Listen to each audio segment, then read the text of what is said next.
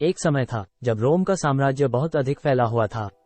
England, France, Belgium, Netherlands, पुर्तगाल, Spain, Switzerland, Austria, Hungary, Germany का कुछ हिस्सा, Romania, Bulgaria, Greece, Turkey, Israel, Syria, Arabia, Algeria, Morocco आदि सभी रोमन साम्राज्य के अधीन थे। रोम का केंद्र इटली था। रोम के कानून, साहित्य, विज्ञान और वास्तुकला की सारे संसार पर छाप थी। संसार के बड़े भाग पर अधिकार करने के बाद रोम के निवासियों के जीवन में महत्वपूर्ण परिवर्तन हो गए।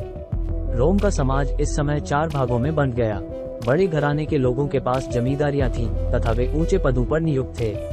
दूसरे वर्ग में धनी व्यापारी और साहूकार थे। ये लोग भीख विलास में डूबने लगे थे। तीसरे वर्ग में छोटे किसान और शहरों के निवासी थे। इनमें बहुतों के पास कोई काम नहीं था। चौथे वर्ग में दास थे जो सारा काम करते थे। दासों के काम से कृषि और उद्योग की उन्नति नहीं हो सकती थी, क्योंकि उनका समस्त उत्पादन जमींदारों को जाता था। इसलिए काम करने में उनकी रुचि नहीं थी। नगरों का जनसमुदाय आलसी होने लगा था। राजनीतिक संघर्ष होने से भ्रष्टाचार फैलने लगा था। उन्हीं दिनों रोम में ईसाई धर्म फैलने लगा था। ईसाई धर्म का समानता और प्रेम का आदर्श रोम के पीड़ित वर्ग को बहुत अच्छा लगा।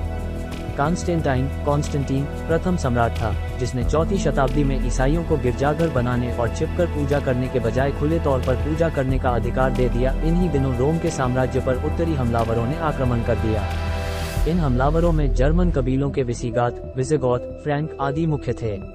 सन 476 में ओडोअस ने रोम के ऑगस्ट पर हमला किया और उसे हराकर वह रोम का राजा बन बैठा।